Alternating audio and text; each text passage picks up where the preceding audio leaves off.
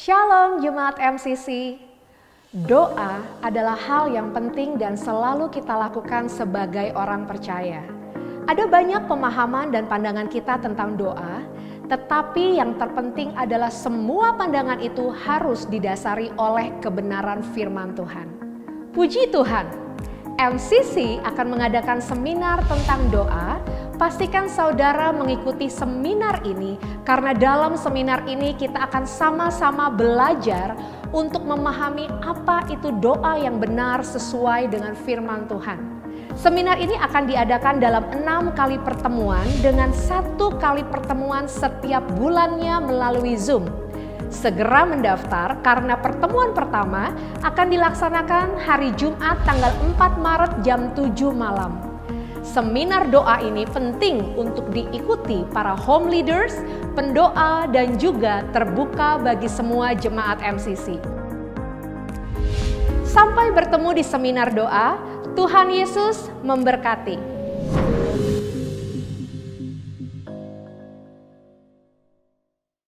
Baiklah, kita akan memulai tanpa kita menunggu waktu lebih lama lagi karena muka-mukanya sudah ini ya, tidak sabar gitu ya untuk belajar firman Tuhan dan tidak sabar untuk nanya tepatnya. Baiklah, puji Tuhan, kita akan mulai seminar doa kita. Saya minta Pastor Anta untuk membuka kita dalam doa. Silakan Pastor Anta. Sedikit ya Ellen sebelum berdoa, Bapak Ibu, terima kasih sudah join hari ini. Jadi kita sedang melakukan kegerakan doa juga untuk di MCC. Mari bersama-sama, jangan sampai ada yang terlewatkan, sehingga seminar doa ini ada untuk semakin memperlengkapi kita sebagai umat Tuhan, anak-anak Tuhan yang dikasihi Tuhan, dan kita bisa mempraktekkan doa itu secara benar, ya. Sehingga kita berdoa supaya kebenaran yang kita pelajari untuk 6 pelajaran ke depannya, Ellen ya. Ya, the truth will set you free. Jadi kebenaran akan memberikan kita kemenangan, kebebasan di dalam kasih karunia Tuhan. Ya, siapkan hati kita untuk menerima kebenaran dari firman Tuhan. Mari kita berdoa. Terima kasih Bapak yang baik, kami mengucap syukur malam hari ini. Kami berkumpul bersama-sama, ini semua karena anugerah Tuhan.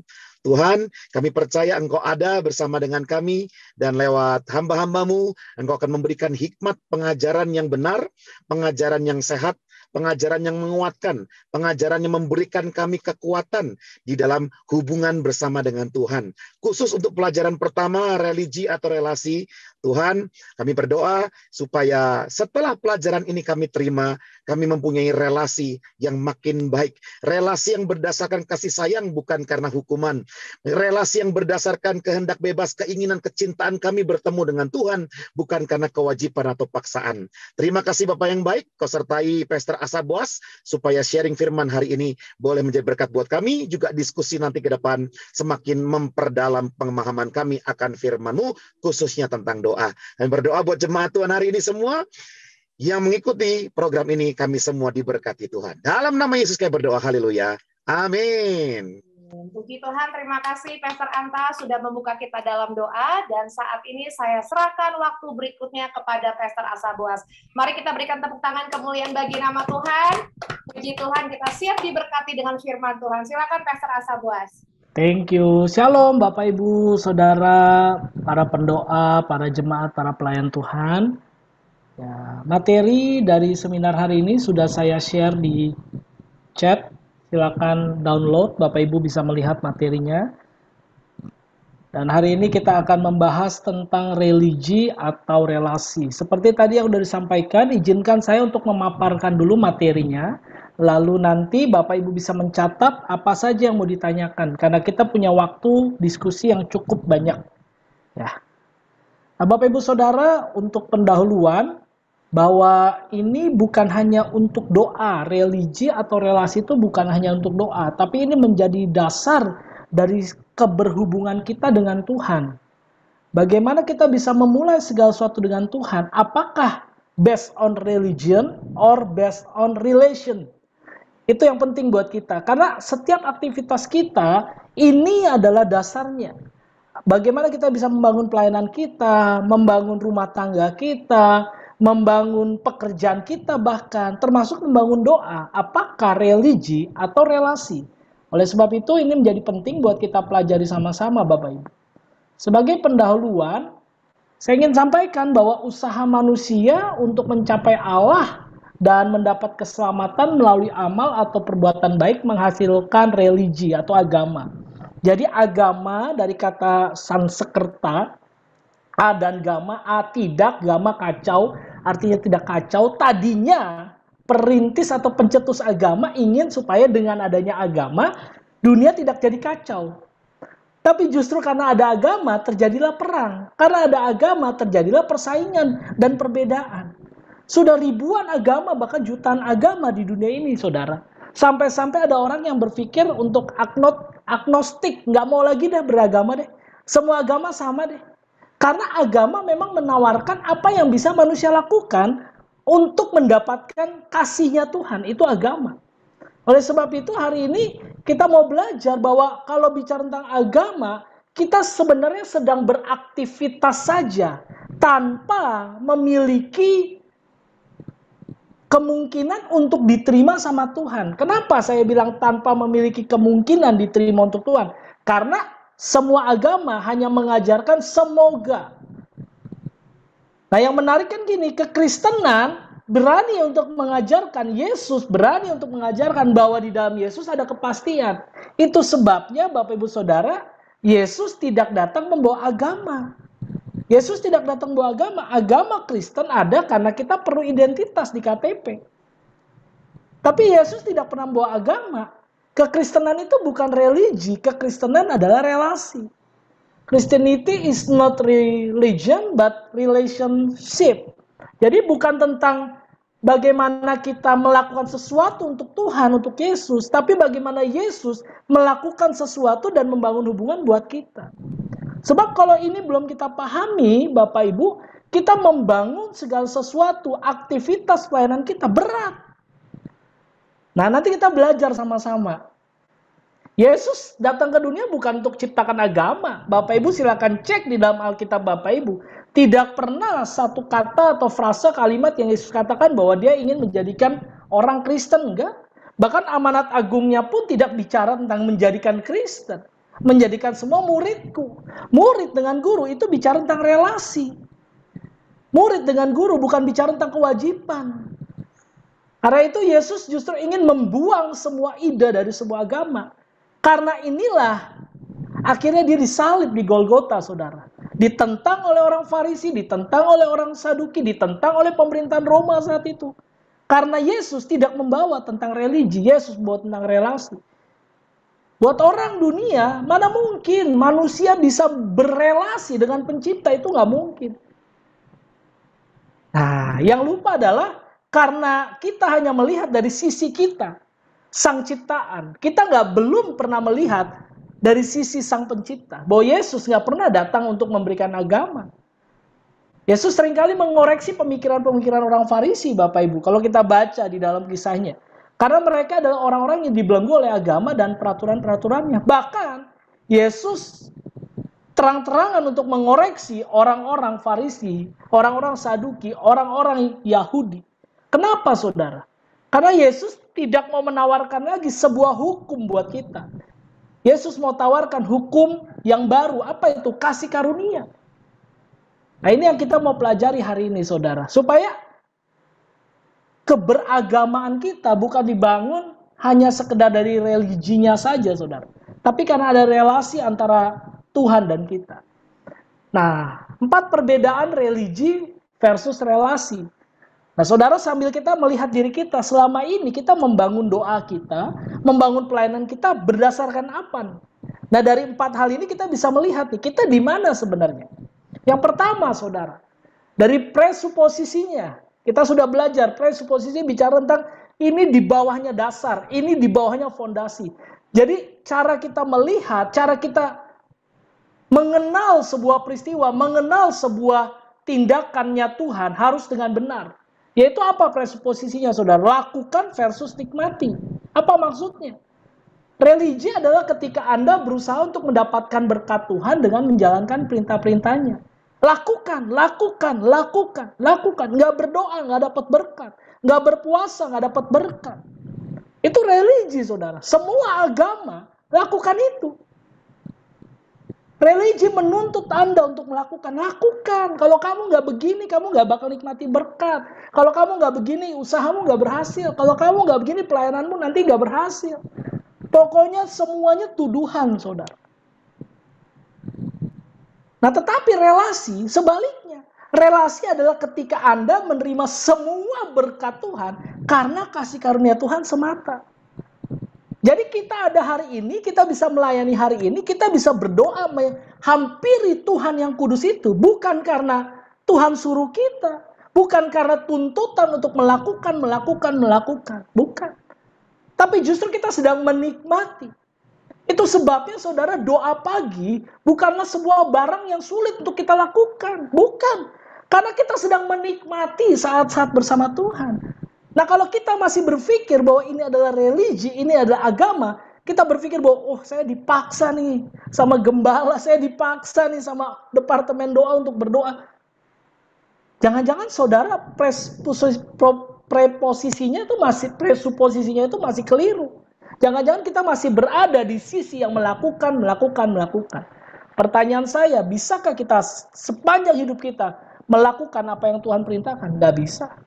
Sudah banyak orang dari kitab Kejadian sampai Wahyu bahkan terlihat betapa orang yang memaksakan diri untuk melakukan, tidak pernah bisa. Tapi yang menarik adalah ketika kita belajar ada orang yang menikmati. Justru orang itu menjadi orang yang berhasil, saudara. Bukankah ini yang terjadi sama Yohanes, murid Yesus?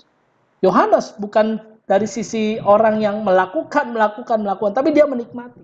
Sampai-sampai dia mati tua di satu pulau namanya Patmos untuk menuliskan kitab terakhir yaitu Wahyu.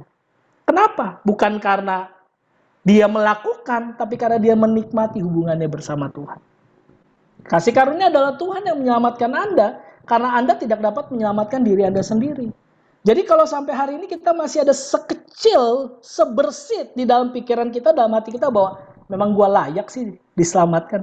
Nah, itu pertanyaan besar buat kita.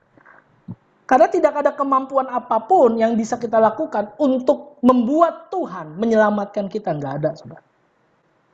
Relasi membuat kita menikmati. Setiap hari apapun yang terjadi dalam pelayanan, dalam tantangan, dalam saat-saat kita berdoa, saat-saat kita berpuasa. Ada tantangan, ada. Saat kita berkeluarga bahkan, ada tantangan, ada. Tapi kalau relasi dibangun di dalam rumah tangga, dibangun dalam pelayanan, dibangun dalam hubungan kita dengan Tuhan, maka kita menikmati apapun yang terjadi, saudara. 1 Yohanes 4 ayat 10 berkata, inilah kasih itu. Bukan kita yang telah mengasihi Allah, tetapi Allah yang telah mengasihi kita. Dan yang telah mengutus anak yang tunggal ke dalam dunia supaya kita hidup olehnya. Nah, ini yang saya bilang tadi, presuposisi. Yang menarik, kalau saudara perhatikan ayatnya, sebelum Rasul Yohanes berkata tentang apa itu kasih, ini kan ayat 1 Yohanes 4 ayat 10, Yohanes sedang menawarkan kan, bahwa ini loh kasih itu. Tapi dia nggak langsung jelaskan kasih itu apa, tapi dia pakai kontras, saudara. Dia kontraskan. Dia bilang gini, sebelum Alkitab mengatakan apa itu kasih, ia mengatakan terlebih dahulu apa yang bukan. Kenapa? Karena orang cuma fokus kepada apa nih. Tapi kita lupa, jangan-jangan presuposisi kita dalam melayani Tuhan, dalam beribadah, dalam berdoa bahkan nggak dibangun karena relasi, tapi karena religi, karena tuntutan. Makanya dikatakan, dia ubah dulu paradigma kita itu, dikatakan bukan Anda yang mencintai Tuhan, sehingga dia menyelamatkan Anda, bukan. Melainkan karena Tuhan yang mencintai Anda. Jadi kasih Tuhan kepada kita, Bapak Ibu Saudara, tidak ditentukan sepeser pun dari andil kita, nggak ada. Jadi kasih yang sejati, justru kasih yang murni dari Tuhan. Mungkin suami istri, orang tua anak, kasihnya ya sejati. Ya mungkin oke mengasihi, tapi ada tuntutan juga pasti. Oh, kalau saya mengasihi kamu, kasih saya dong. Nah, yang menarik, kasih Yesus enggak, saudara. Satu-satunya kasih yang tidak pernah menuntut adalah kasih Yesus. Jadi doa pagi itu bukan tuntutan. Itu saat-saat kita bisa menikmati. Makanya harusnya enjoy, saudara. Ketika ada doa-doa, kita harus enjoy. Doa pelayan. Ketika kita disuruh untuk melayani Tuhan, yang mungkin bukan jadwal kita untuk melayani Tuhan. Tapi Kita enjoy melakukannya. Kenapa? Karena kita menikmati. Ini saat dimana Tuhan ingin berelasi dengan kita. Saya sering gambarkan begini Bapak Ibu, kalau kita tidur, kita ingin bangun melihat wajah orang yang kita kasihi. Nah pertanyaannya, siapa yang kita kasihi? Kalau Tuhan adalah yang kita kasihi dalam hidup kita, karena kita sudah menerima kasih Tuhan yang besar itu, bukankah harusnya kita enjoy untuk melakukan doa? Bukankah untuk pelayanan kita enjoy untuk melakukan pelayanan? Jadi yang pertama itu saudara, lakukan versus nikmati. Mari kita cek diri kita. Yesus tidak pernah menuntut Anda, Yesus mau Anda untuk menikmati. Ini Yesus saudara. Yang kedua, dasarnya apa? Kalau tadi presuposisi, pemikirannya, idenya, gagasannya, sekarang dasarnya apa? Aturan versus kasih, saudara. Agama hanya membangun fondasinya dari peraturan-peraturan, tetapi hubungan fondasi, hubungan atau relasi itu fondasinya adalah kasih. Kalau kita hanya bicara tentang aturan harus lakukan ini, lakukan itu, lakukan ini, lakukan itu, maka itu sedang bicara tentang agama. Ada tuntut menuntut di dalamnya, saudara.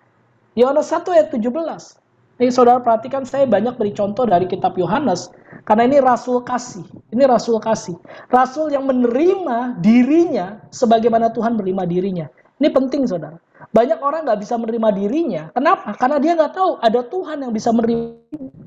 Lah kalau Tuhan menerima diri dengan apa adanya, kenapa kita nggak bisa terima diri kita? Atau kenapa kita nggak bisa terima diri orang lain? Makanya firman Tuhan katakan, kamu bisa mengasihi karena aku mengasihi kamu. Yohanes 1 ayat 17 berkata, sebab hukum Taurat diberikan oleh Musa. Pak, bukannya hukum Taurat itu dari Tuhan? Betul. Tapi kalau saudara baca baik-baik, kenapa hukum Taurat itu ada? Karena orang Israel harus dibuat disiplin dalam hidup. Jadi hukum Taurat itu tidak diberikan karena kasih Allah, tapi diberikan karena disiplin Allah. Makanya Yesus datang bukan untuk saudara menghapuskan hukum Taurat. Yesus datang untuk menggenapi. Yesus sedang menawarkan ini loh hukum Taurat yang sesungguhnya. Ternyata ada model seorang manusia. Yesus itu manusia 100% saudara. Yesus itu model yang bisa menggenapi seluruh hukum Taurat. Sehingga ketika Yesus sudah datang dan sudah genapi, maka hukum Taurat itu nggak berlaku lagi. Itu sebabnya firman Tuhan katakan, tetapi kasih karunia dan kebenaran datang oleh Yesus Kristus. Jadi kalau hari ini kita masih merasa hukum Taurat masih berlaku, Pak. Enggak. Hukum Taurat itu nggak berlaku. Bahkan kalau saya tarik, saudara, saya ajak saudara untuk berpikir mundur, bukankah hukum Taurat itu bagi orang Yahudi? Pertanyaannya, siapa di sini yang orang Yahudi? Setahu saya nama Asa Boas itu bukan orang Yahudi. Ya mungkin Boasnya ada gitu. Dan biasanya orang Yahudi itu tinggi, saudara. Putih, hidung mancung. Kayaknya saya kurang layak jadi orang Yahudi. Nah, hukum Taurat itu bagi orang Yahudi. Kenapa? Karena Tuhan ingin mendisiplin mereka dengan 10 peraturan itu. Dan kalau dijabarkan ada 613 sub judul dari hukum-hukum Taurat. Sangat tidak mungkin, firman Tuhan berkata, tidak mungkin ada orang yang bisa menggenapi seluruh hukum Taurat.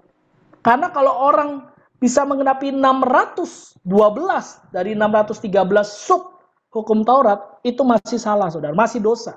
Kurang satu pun itu masih dosa. Jadi nggak mungkin. Makanya Tuhan berkata, tetapi kasih karunia dan kebenaran datang oleh Yesus Kristus. Kekristenan bukanlah tentang harus melakukan berbagai macam perintah. Dan jangan melakukan berbagai macam larangan.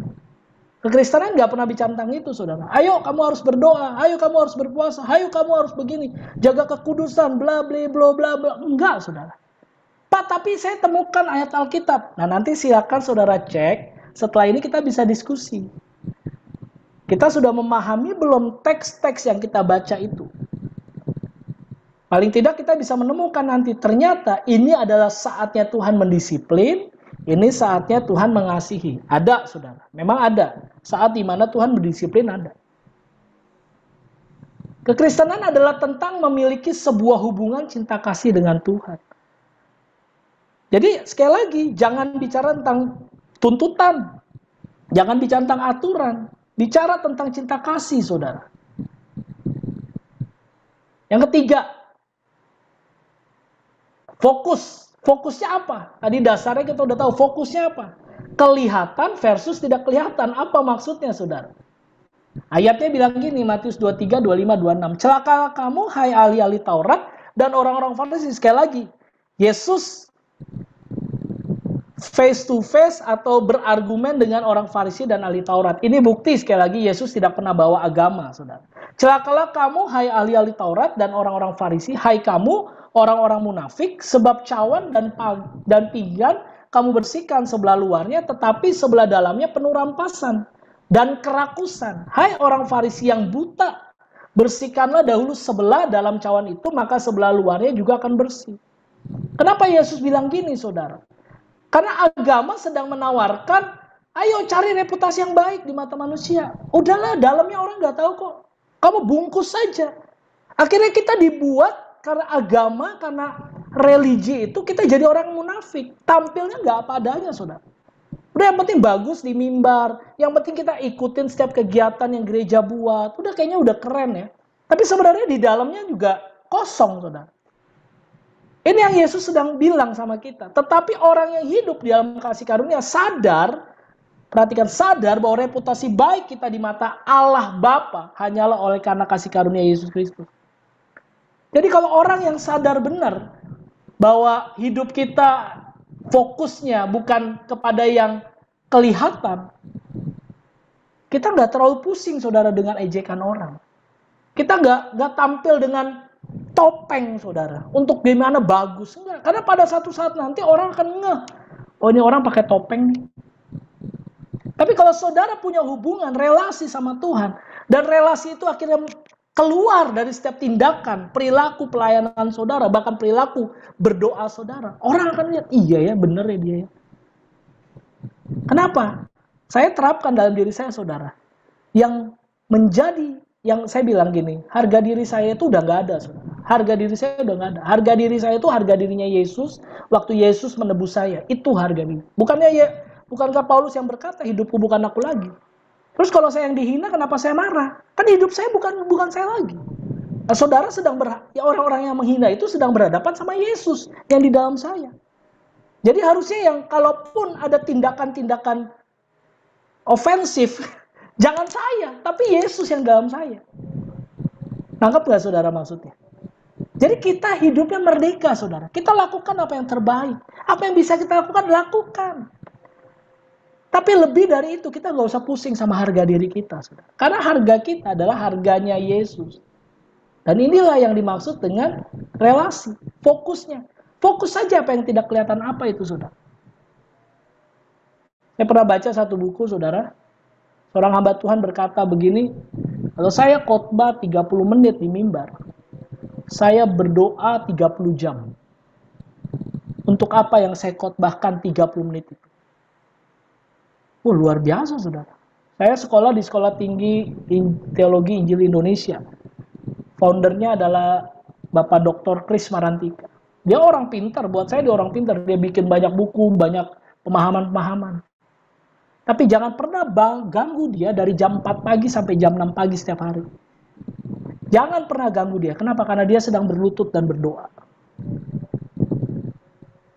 Kenapa, Pak Kris? Kenapa Dr. Kris kok nggak bisa diganggu? Nggak, saya lagi punya waktu khusus sama Tuhan. Nggak boleh diganggu. Jam 4 sampai jam 6. Sampai dia meninggal, saudara. Saudara, ternyata kekuatan memang nggak pernah dibangun hanya dari peraturan-peraturan, saudara.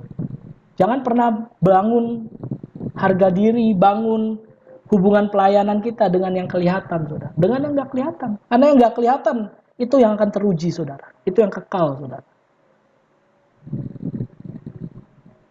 Yang keempat, saudara. Hasilnya apa?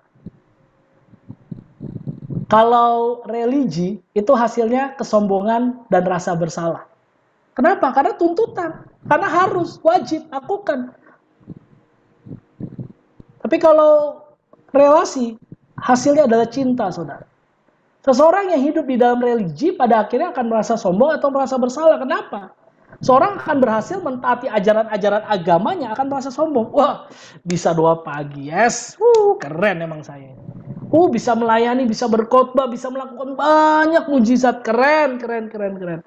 Itu yang Yesus bilang, nyala engkau hai pembuat kejahatan. Tapi sebaliknya, ada orang yang merasa bisa juga akhirnya merasa apa? Layak untuk dapat berkat. Kenapa sih saya contoh diri saya aja saudara. Kenapa sih Pak Boas itu diberkati Tuhan? Ya jelas lah. Jelas lah saya diberkati Tuhan. Saya tiap hari bangun pagi loh. Saya tiap hari berdoa. Jam doa saya tuh kusyuk banget. Sampai nyamuk aja nggak bisa ganggu saya. Itu sombong saudara. Tapi sebaliknya, ketika kita nggak bisa, apa yang terjadi saudara? Kita mengalami apa? Ketakutan. Kita mengalami apa? Kekhawatiran. Kita mengalami apa? Malu saudara. Saya nggak bisa Pak. Saya mundur Pak. Makanya Efesus pasal 2, 8, 9 itu mengatakan, sebab karena kasih karunia, kamu diselamatkan oleh iman. Itu bukan hasil usahamu, tetapi pemberian Allah. Itu bukan hasil pekerjaanmu, jangan ada orang yang memegahkan diri. Sebaliknya, dikatakan tadi, seorang yang gagal mentaati ajaran-ajaran agamanya akan merasa bersalah. Dan merasa apa? Gak layak mendapat berkat Tuhan. Ya udahlah, kita layak ya, kita tuh miskin ya. Kita layak, kita nggak bisa lah, kayaknya kaya sih nggak bisa lah. Nggak ada mungkin berkat Tuhan lah. Apalagi kalau nonton Akap episode hari ini kan. Berkat saat tidur. Udah nonton belum? Kalau belum nonton, nonton. Nah, itu religi. Kalau relasi, terserah. Saudara mau nonton syukur, nggak nonton syukur. Iya kan? Makanya Akap nggak lagi harus itu. Enggak, saudara. Makanya saudara juga kalau punya ide atau bahan-bahan untuk, Pak, tolong dong bahas tentang ini, boleh saudara. Kita bahas. Ya. Jadi jangan sampai karena kita merasa nggak bisa melakukan kegiatan-kegiatan agama kita seperti orang lain, kita akhirnya jadi orang gagal, lalu menyalahkan diri dan merasa nggak layak. Saya nggak layak Tuhan. Enggak, kelayakan kita, kelayakanmu Bapak Ibu Saudara bukan bergantung apa yang kau lakukan, tapi apa yang Tuhan lakukan dalam hidup. Sebaliknya, relasi karena kasih karunia menghasilkan cinta. Seseorang yang mengerti, seseorang yang mengerti akan betapa besarnya kasih karunia Tuhan, tentunya akan jatuh cinta kepadanya. Orang Jawa kan bilang, jalanan eweting tresno, jalanan soko kulino. Nah, tahu itu benar atau enggak? Ya, kalau saudara bilang benar, berarti kita berelasi. Kalau saudara bilang salah, berarti saudara sama saya sedang bereligi. Karena relasi nggak menuntut. Ya saudara akan mengerti betapa besarnya cinta. Mungkin kita merasa hidup kita kok gini-gini aja ya. Tapi semakin kita menerima dan menikmati kasih Tuhan, saudara nggak perlu disuruh. Saudara punya rasa sendiri sama Tuhan, menggebu-gebu. Makanya ada orang yang umurnya mungkin udah sepuh saudara, tapi jam-jam doanya nggak pernah dia tinggalkan. Kalau ditanya kenapa, kayaknya hidupnya begitu-gitu aja. Dia nggak pernah naik mimbar tuh, nggak pernah berkhotbah, nggak pernah pelayanan-pelayanan yang kelihatan, enggak. Kenapa? Karena dia menikmati. Jadi cinta itu terjadi ketika kita menerima cinta Tuhan. Ketika kita menerima cinta Tuhan, kita akan jatuh cinta otomatis, saudara. Kalau saudara nggak percaya, cobain aja. Mungkin di sini semua udah menikah ya. Mungkin kalau ada yang belum menikah nih tahu. Tadinya gue kesel tuh sama dia, kayaknya nggak, ini udahlah daripada nggak laku nikah. Ternyata perjalanan hidup tuh kalau orang bilang kan kayak batu gitu ya, ditetesin air, tes, lama-lama lulu. Nah, saudara kira-kira gitu, Tuhan nggak pernah maksa untuk saudara dan saya mencintai dia, enggak. Tapi lewat kasihnya, kita akan natural saudara mengasihi dia, natural mencintai dia. Ada sesuatu di dalam dirinya yang ingin mengenal Tuhan lebih dan lebih lagi. Lebih dalam lagi. Pengen gitu. Tuhan hari ini apa ya? Tuhan mau bicara apa ya? Baca DBR itu juga nggak sistem kebut, saudara. Saya tahu hari ini pasalnya banyak, sampai anak saya sendiri bilang, Papa kan yang bikin DBR. Kenapa ayatnya 28? Dia bilang, ayo baca aja, jangan ngeluh. Masa baca surat cinta dari kekasih hati kita mau ngeluh? Nikmati dong. Kenapa itu bisa muncul? Karena kita tidak bereligi sama Tuhan, kita sedang berelasi. Ada rasa yang kayaknya, kalau ketemu Tuhan itu merasakan Tuhan tuh kayaknya nikmat banget. Nah, itu yang harusnya terjadi dalam hidup kita, saudara. 1 Yohanes 4 ayat 19. Kita mengasihi karena Allah lebih dahulu mengasihi kita. Kasih kita terbatas, karena itu nggak bisa kita andalkan kasih kita. Kasih Allah yang tidak terbatas itu, maka andalkanlah kasih Tuhan itu. Perintah pertama dan terutama yang diberikan oleh Tuhan Yesus. Kasihilah Tuhan Allahmu dengan segenap hatimu, dan dengan segenap jiwamu, dan dengan segenap akal budi. Mulai kita bisa mengasihi Allah. Kenapa? Karena Allah sudah mengasihi kita. Dia mengasihi dengan segenap hati, saudara. Dia mengasihi dengan segenap jiwa. Dia mengasihi dengan segenap akal budinya. Saudara bisa bayangkan betapa Tuhan mengasihi dengan segala pikirannya buat kita. Jangan-jangan yang lebih mikirin masa depan kita bukan kita, tapi Tuhan, saudara. Karena kita nggak tahu apa yang terjadi besok, tapi Tuhan tahu. Berarti dia sedang mikirin hidup kita. Nah, kalau dia sedang mikirin hidup kita, saudara, masa kita nggak mau cinta sama dia? Yang mikirin kita, saudara. Itulah kenapa dibilang berkat saat tidur. Jadi nonton akap, saudara. Keinginan Anda untuk berbuat yang benar bukanlah didorong karena sebuah kewajiban, aturan, ataupun sebuah ketakutan. Keinginan Anda untuk berbuat baik seharusnya didorong oleh karena cinta Anda kepada Tuhan. Kalau Anda bangun semuanya di dasar cinta, dasar kasih, saudara bisa nikmatinya. Oke, sampai sini dulu sebelum kita diskusi, saudara. Silakan jika ada yang mau bertanya. Ya, Pak Janer.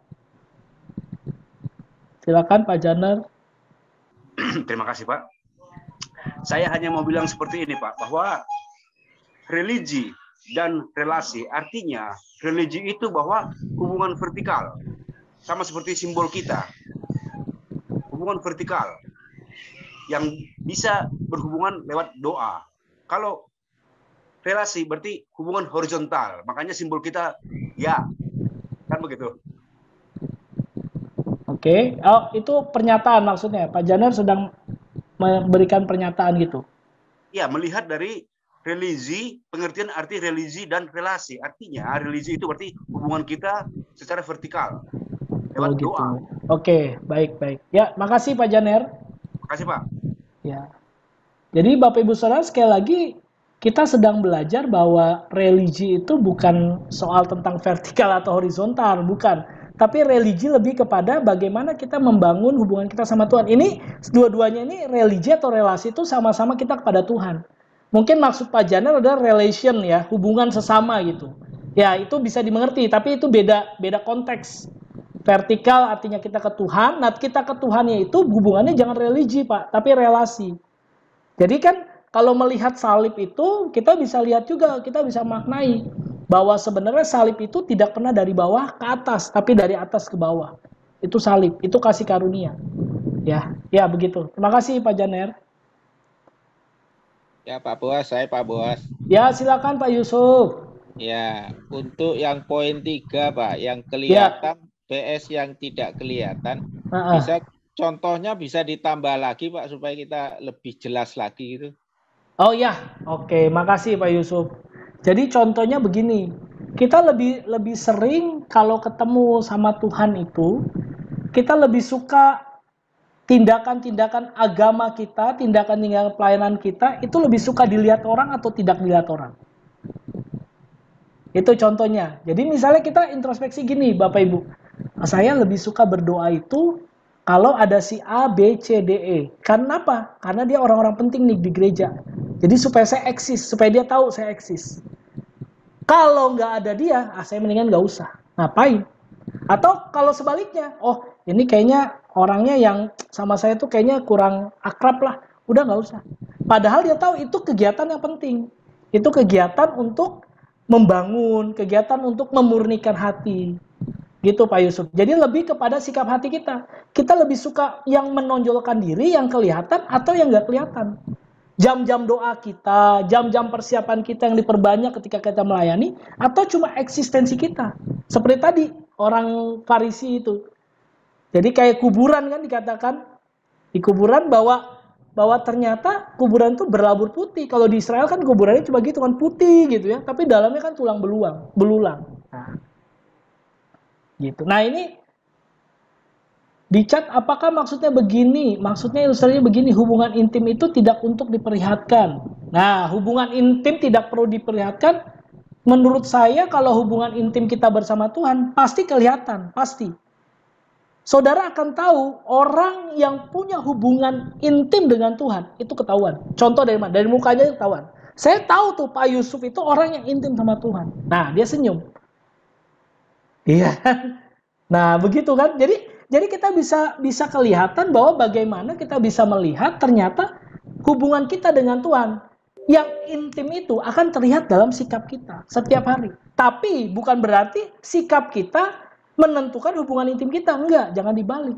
Kadang-kadang kita terlalu berkamuflase untuk memoles tampilan luar kita dalam melayani Tuhan, dalam berdoa, dalam segala hal kegiatan kita tanpa didasari oleh hubungan yang benar dengan Tuhan. Gitu Pak Yusuf. Ya, pertanyaan gini, contohnya paling konkret apa Pak? Yang paling konkret yang tahu kita sendiri. Kita bisa cek diri kita sendiri kok.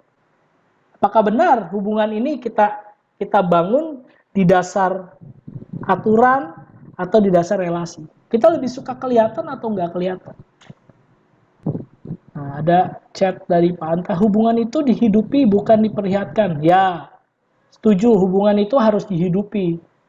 Tapi pada akhirnya pasti kelihat kok, ya. Orang pasti tahu, meskipun istri saya itu orang yang pendiam, tapi orang pasti tahu, oh dia istrinya Boas. Karena kalau sampai dia nggak tahu, atau ada orang nggak tahu, wah, berarti saya kurang menyatakan hubungan saya sama istri saya. Ada loh kadang-kadang gitu ya Bapak Ibu ya.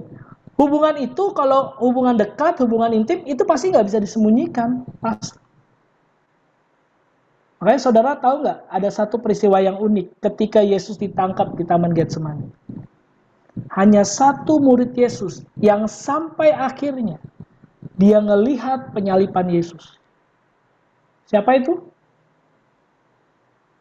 Apakah Petrus? Bukan saudara. Tapi Yohanes, sang rasul kasih itu. Kenapa? Karena hubungan yang didasari dengan relasi itu akan membuat dia tetap setia, saudara. Itu. Jadi dihidupi yes, tapi pasti kelihatan meskipun kita nggak perlu menonjolkan ya. Saya rohani loh, saya rohani, nggak perlu saudara. Saudara akan terlihat rohani dengan sendirinya. Tapi sebaliknya, ada orang yang hubungannya nggak baik sama Tuhan, pasti kelihatan dari gaya ngomongnya, dari cara berpikirnya, dari cara melayaninya, pasti kelihatan saudara. Dan saudara nanti bisa menilai sendiri kan. Kayaknya ini pura-pura nih dia nih. Nah, gitu ya. Oke, ada lagi silakan. Atau mau dibantu dengan sebuah kisah di Alkitab. Saya bantu ya supaya kita bisa diskusi. Nah, begini Bapak Ibu. Saya share, nah ini. Kita mau buka di dalam Yohanes pasal 4 ayat 1 sampai 42. Pak, panjang ya? Panjang. Tapi kalau religi nggak mau baca, kalau relasi pasti mau baca. Karena surat cintanya Tuhan. Saudara lihat di dalam Yohanes 4 ayat 1 sampai 42. Tapi begini saja. Kita ada waktu mungkin sekitar 10 menit ya. 10 menit, atau 20 menit gitu. Nah, saudara kita langsung random saja. Yang saudara bisa ketemukan di dalam pembacaan saudara Yohanes 4 ayat 1 sampai 42, contoh-contoh yang berisi tentang religi, silakan saudara sebutkan atau ketikkan di chat ayatnya gitu ya. Religi ayat ini, misalnya religi ayat 1, relasi ayat 2 gitu saudara ya. Silakan, boleh dibuka Alkitabnya masing-masing, Yohanes pasal 4 ayat 1 sampai ayat yang ke-42. Ingat yang tadi yang sudah disampaikan itu ada tuntutan itu kan, religi itu bicara tentang tuntutan, bicara tentang lakukan, bicara tentang yang kelihatan, bicara tentang penyesalan, rasa bersalah atau kesombongan. Saudara temukan di ayat 9. Maka kata perempuan Samaria itu kepadanya, masakan engkau seorang Yahudi minta minum kepadaku seorang Samaria? Dijelaskan oleh Alkitab, sebab orang Yahudi tidak bergaul dengan orang Samaria. Menurut saudara itu religi atau relasi? Ya, religi itu membatasi. Jadi ada orang-orang yang akan terbatasi dengan kehidupan kita. Oh sorry kamu gak layak, sorry kamu gak ini, nah itu. Tapi Yesus jawabnya keren tuh saudara. Coba lihat ayat 10. Ayat 10 dia bilang apa? Jawab Yesus kepadanya, jikalau engkau tahu tentang karunia Allah dan siapakah dia yang berkata kepadamu, berilah aku minum, niscaya engkau telah meminta kepadanya dan ia telah memberikan kepadamu air yang hidup. Orang wanita Samaria sedang bereligi sama Yesus, tapi Yesus sedang berelasi sama dia. Yesus nggak tanggapi, Yesus nggak bilangin, iya benar ya, kita kan nggak boleh ya, orang udah kamu wanita, saya pria, yang kedua kamu orang Samaria, saya Yahudi, kan nggak bisa ya, udah Yesus tinggal. Enggak saudara, justru Yesus perbaiki religinya itu.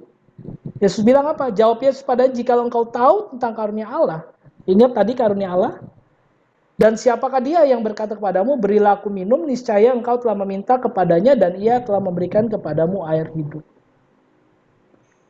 Kalau saudara baca lagi ayat 11, dia bereligi lagi nih. Lihat ayat 11. Kata perempuan itu padanya, Tuhan, engkau tidak punya timba dan sumur ini amat dalam, dari manakah engkau memperoleh air hidup itu?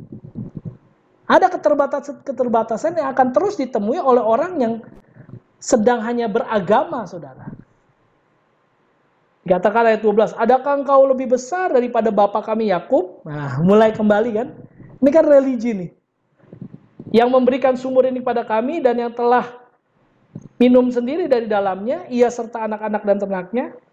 Ayat 13 Yesus jawabnya dengan apa? Dengan relasi lagi saudara. Yesus gak keluar dari relasi. Ayat 13 dikatakan jawab Yesus kepadanya, barang siapa minum air ini ia akan haus lagi. Tetapi ayat 14, barang siapa minum air yang akan kuberikan kepadanya, ia tidak akan haus untuk selama-lamanya. Sebaliknya air yang akan kuberikan kepadanya akan menjadi mata air di dalam dirinya, yang terus-menerus memancar sampai kepada hidup yang kekal. Jadi saudara akan temukan banyak sekali, silakan Bapak Ibu Saudara, ini ada, saya cek di chat ya. Nah, religi ya, Pak Boy, 4 ayat 15 kata perempuan ini. Wah, betul, oke. Kak Pram, ayat 9, ayat 11, 12, 15. Nah, relasi jawabannya ya. Ini luar biasa Yesus ya. Jadi kalau kita memaknai, ternyata Yohanes pasal 4 itu kaya, saudara. Nah, kita singkat ke ayat 23. Saudara lihat, ayat 23 itu jadi tentang religi atau relasi sebenarnya, saudara. Karena dengan ayat ini banyak orang yang nggak bisa melayani nih. Coba saudara perhatikan ayat 23. Karena kalau religi berkata berarti ini orang yang melayani harus bisa pakai bahasa roh, harus apa, harus jadi penyembah dan sebagainya apa. Jadi ini religi atau relasi sebenarnya, saudara. Relasi, ya boleh loh misalnya sambil berkata gini, relasi Pak, tapi saya nggak yakin nih Pak. Boleh, atau gini, Pak, ini kayaknya religi Pak. Saya mau argumen, boleh nggak Pak? Silakan Bapak Ibu. Karena bentuknya seminar begitu, jadi kita boleh diskusi, saudara. Relasi, ya. Ya, Pastor Boas. Ya, Pak Steven, silakan. Memang kalau terkesannya di ayat 24 itu religi ya. Karena Allah itu roh dan barang siapa menyembah dia harus menyembahnya dalam roh dan kebenaran. Ya. Nah, memang sebenarnya terlihat religi, tapi sih ini relasi. Bisa dijelaskan lagi, Pak Boas. Oh iya. Nah, luar biasa. Jadi kalau tadi Pak Steven lihat ini kok ada kata harus, mungkin yang membuat Pak Steven berkata ini religi karena ada harus ya. Nah, perhatikan, saudara lihat tanda baca. Ini saya sedikit ajak saudara belajar lagi nih. Tanda baca ayat 24, saudara. Perhatikan. Kita mulai konteksnya di ayat 22 ya, saudara ya. Sorry, dari ayat 21. Yuk, kata Yesus kepadanya, percayalah kepadaku, hai perempuan, saatnya akan tiba bahwa kamu akan menyembah Bapa bukan di gunung ini dan bukan juga di Yerusalem. Kenapa? Karena kita tahu orang Samaria menyembah di mana? Ya. Dan orang Yahudi menyembah di mana? Yerusalem, betul. Kamu menyembah apa yang tidak kamu kenal? Nah, kami menyembah apa yang kami kenal sebab keselamatan datang dari bangsa Yahudi. Sepertinya Yesus sedang bereligi kan? Oh enggak, agama yang benar itu Yahudi. Ya. Tapi perhatikan ayat 23, tetapi saatnya akan datang dan sudah tiba sekarang. Kalau kita buat hukum struktur, kita akan ketemu saudara. Ternyata saatnya sudah tiba dan sudah tiba sekarang itu menunjuk kepada pribadi. Pribadi yang berkata, pribadi yang datang. Siapa itu? Yesus. Jadi Yesus tidak datang kepada wanita Samaria ini dengan religi. Yesus sedang datang dengan relasi. Aku sekarang. Dulu memang peraturannya begini. Yesus sedang kasih tahu itu. Betul, ada religi-religi yang sedang dibangun oleh orang. Tapi sekarang saatnya udah tiba bahwa aku datang untuk berelasi. Nah, relasi itulah yang dikasih tahu lagi di ayat 24. Allah itu roh. Jadi Allah itu bukan suku, bukan berdasarkan suku, berdasarkan gender, berdasarkan religi, bukan. Allah itu roh dan barang siapa menyembah dia harus menyembahnya dalam roh dan kebenaran. Jadi kata harus itu harus dimaknai bahwa ini dalam konteks roh. Ya tentu benar kalau dalam konteks roh ya karena Allah roh kita nyembahnya roh dong. Jangan menyembah dari sisi religinya. Jadi kata harus bukan dari sisi religi tapi justru dari sisi relasi. Karena Yesus tahu Allah itu roh, dan manusia yang daging karena dosa tidak bisa datang kepada roh, itulah sebabnya roh itu menjelma jadi daging yang tidak berdosa dalam tubuh Yesus. Dia datang dan berkata, sekarang saatnya sudah tiba nih. Bahwa sejak aku datang, kamu nggak akan lagi menyembah di gunung ini. Sekarang menyembah dalam roh dan kebenaran. Berarti dalam siapa? Dalam pribadinya Yesus.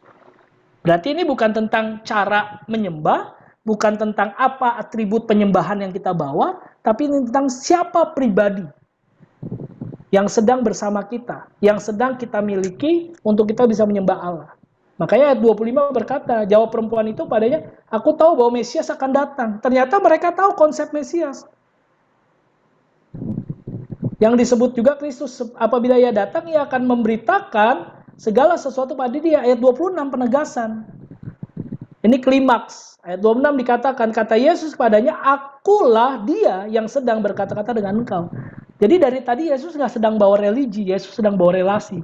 Relasi itu siapa? Dirinya sendiri. Akulah dia. Jadi kalau menyembah Bapa dalam roh dan kebenaran artinya apa? Menyembah Bapa ketika engkau sudah percaya Yesus. Sudah ada Yesus dalam dirimu, Yesus hadir dalam hidupmu, aku Yesus dalam hatimu, dan kau sedang berelasi sama Yesus. Nah itu. Ya, Kak Pram nggak usah diingatkan Kak, karena beda konteks sih. Setelah hukum struktur jangan lupa cari garis besar. Iya, ya begitu saudara ya. Jadi sekali lagi kan, ternyata ini tentang pribadi saudara. Nah nanti kalau saudara temukan ini terus-menerus dalam setiap pembacaan firman Tuhan, kita bangun juga, doa. Nah kalau masih doa pagi, pelayanan, ini masih itu belum relasi tuh. Kalau relasi tuh gini, enak nih bangun tidur masih bisa bangun, masih doa nih. Gitu. Saya nggak pernah bosan loh bangun tidur ngeliat mukanya Yosi, istri saya, meskipun mukanya gitu-gitu aja, nggak berubah-berubah. Kenapa nggak bosan? Ya karena saya tahu dia mengasihi saya dan saya mengasihi dia, ada relasi. Kalau saya bangun ngelihat muka orang, yang lain, itu saya takut saudara. Muka orang nggak saya kenal. Nah kalau saudara bangun ketemu Tuhan kan seharusnya. Nah, kita bisa menikmati. Silakan Bapak Ibu. Atau ada yang mau sharing boleh juga untuk memperlengkapi. Sharing, silakan. Pastor Boas. Ya silakan. Bertanya ya. Ya, Pak Boy. Oh, Ibu Ellen mau bertanya apa, Pastor Rasa? Oh enggak, maksud saya kasih ke Pak Boy. Oke, baik. Ini Bapak Boy, silakan. Pastor Rasa, menurut saya ini adalah hal yang menarik. Memang saya tadi memiliki sudut pandang yang sama dengan Pak Stephen, bahwa pasal 4 ayat 23 itu rasanya seperti sebuah religi. Tapi dengan penjelasan yang ada, saya mencoba membuat sebuah pengertian yang baru, menerima pengertian yang baru. Jadi jika saya salah harap dikoreksi ya Pak. Jadi ketika kita memutuskan untuk memiliki relasi dengan Tuhan, maka barulah kita bisa menyembah Tuhan di dalam roh dan kebenaran. Jadi harus ada relasi dulu yang dibangun sehingga kita bisa menyembah Tuhan dengan cara yang Tuhan, yang Bapa inginkan. Begitu Pak Sarasa. That's right. Iya betul Pak Boy.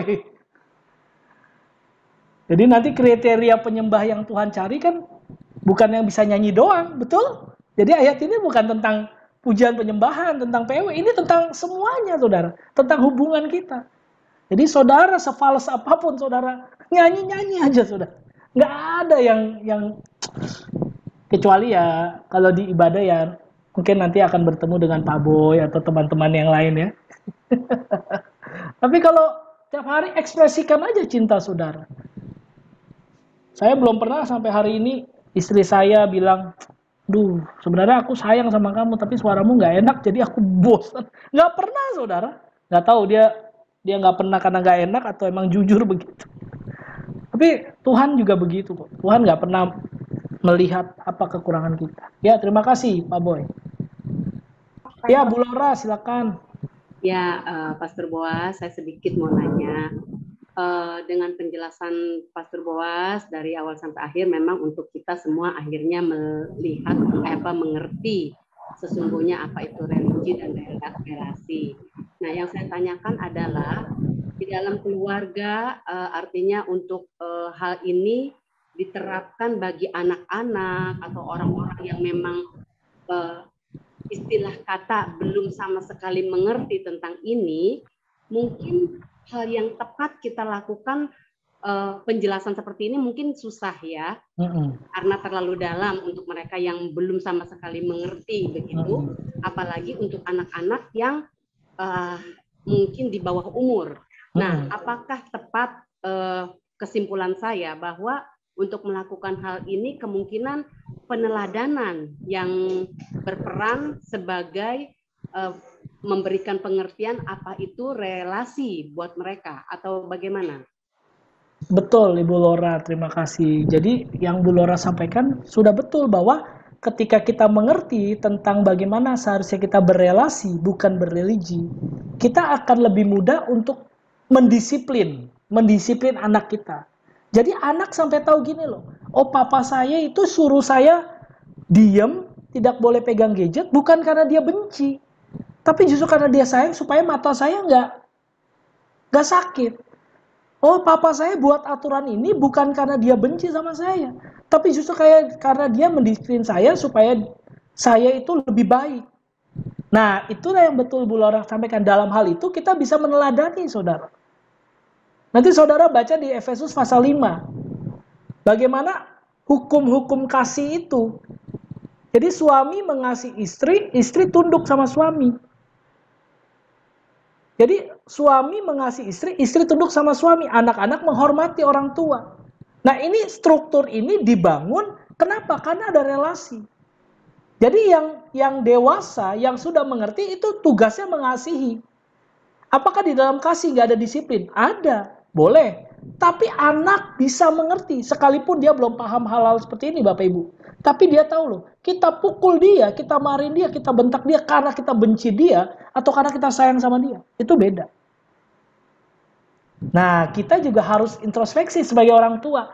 Saya meneladani, saya udah lakukan belum?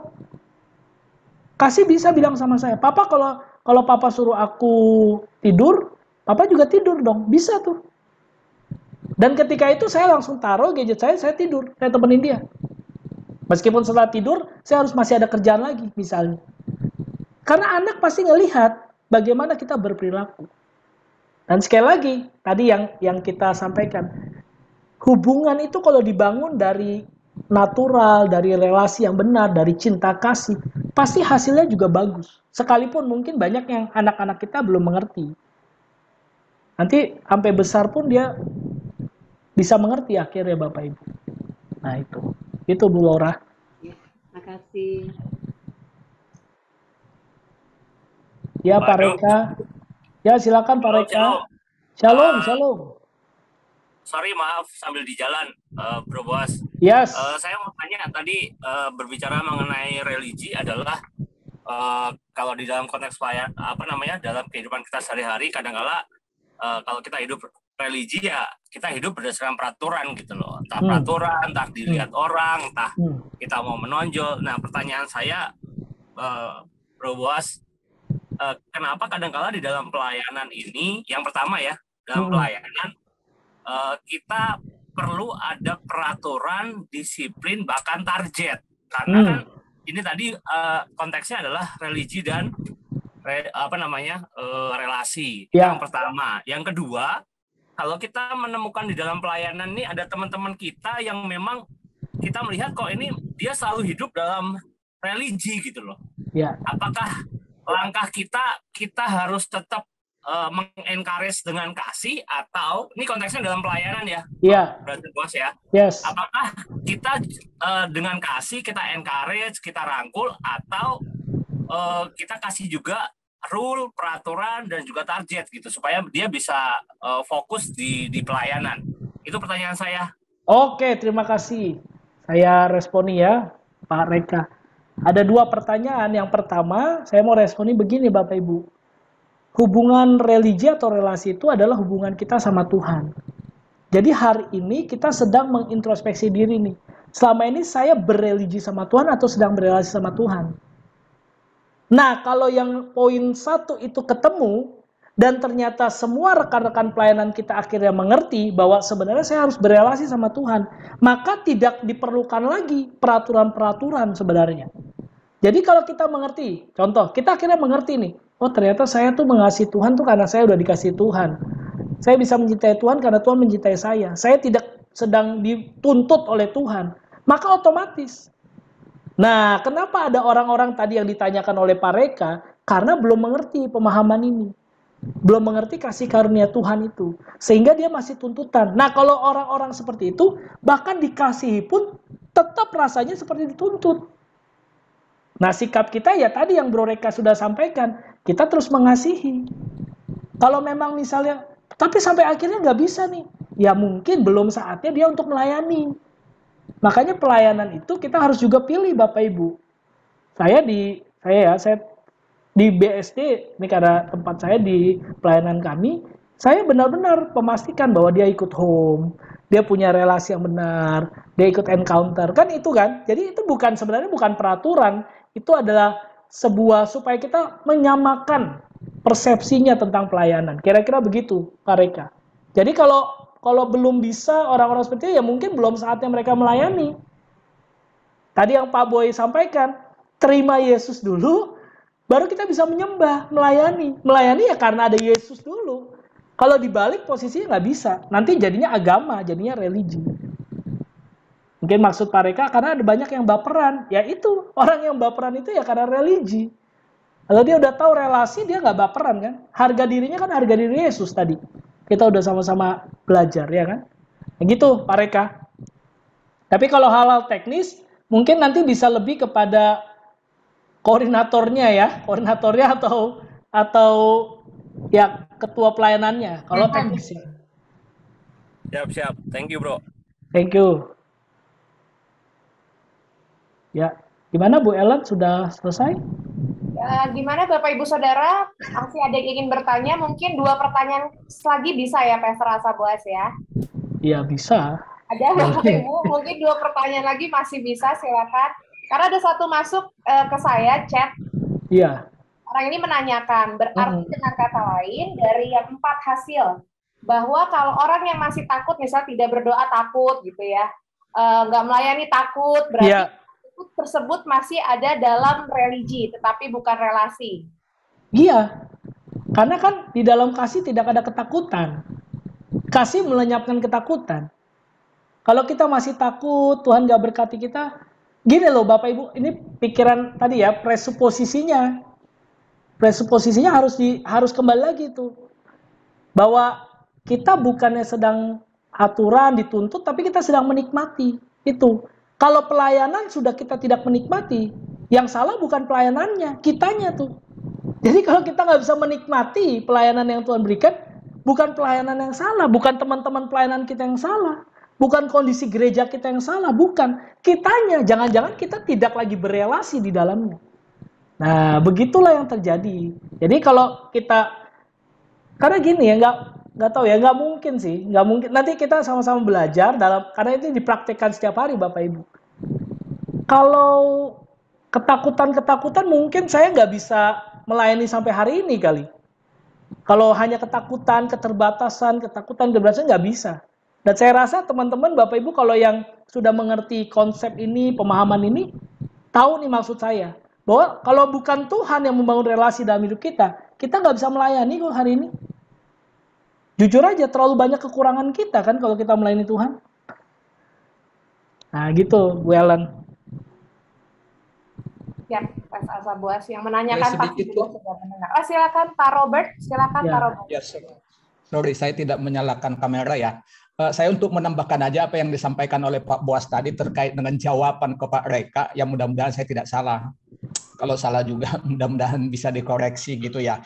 Tadi disebutkan ada target, ada aturan. Ya sebenarnya saya setuju dengan apa yang disampaikan oleh Pak Boas. Tetapi satu lagi menurut saya, karena kita memang masih di dalam organisasi. Organisasi itu punya aturan. Kecuali kalau kita keluar dari organisasi itu, baru kita bisa ya seperti yang disebutkan hubungan kita yang vertikal aja ataupun relasi aja. Tapi karena kita masih ada naungan kita, ada organisasi, ya organisasi itu membuat target, membuat aturan-aturan tertentu bagaimana kita di dalam pelayanan. Itu aja sih menurut saya.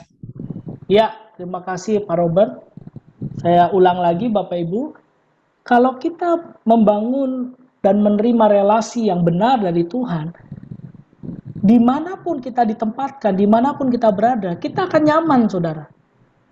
Yesus itu jadi pribadi yang mencontohkan kita, jadi model buat kita bahwa dia dimanapun nyaman. Mau dia sedang dihujat, bahkan di Taman Getsemani pun dia tetap nyaman. Kenapa dia nyaman, saudara? Karena dia tahu harga dirinya, reputasinya tidak ditentukan oleh dunia. Nah, tapi kalau orang yang tahu relasi, dia akan juga membangun relasi. Oh, ada peraturan ini ternyata di sini. Peraturannya ya saya ikutlah, karena saya mau berelasi. Nah kalau udah mulai, oh peraturan gini saya nggak mau, bentrok. Nah itu justru nggak sedang bangun relasi itu. Jadi seharusnya normalnya Bapak Ibu, ketika kita mengalami pemahaman yang benar tentang kasih karunia Tuhan, tentang relasi kita sama Tuhan, dimanapun kita berada kita akan enjoy, saudara. Kita bisa ikut loh, bukan ikut-ikutan ya, tapi kita bisa menyesuaikan diri. Nah begitu. Makasih Pak Robert. Ada satu pertanyaan lagi, Pastor Boas. Oh ya, saya pernah mendengar, saya bacakan ada orang Muslim yang percaya Yesus tapi tetap berstatus agama Islam. Mohon penjelasannya. Ya, saya analogikan begini aja, saudara. Saya mengasihi seorang wanita. Apa itu?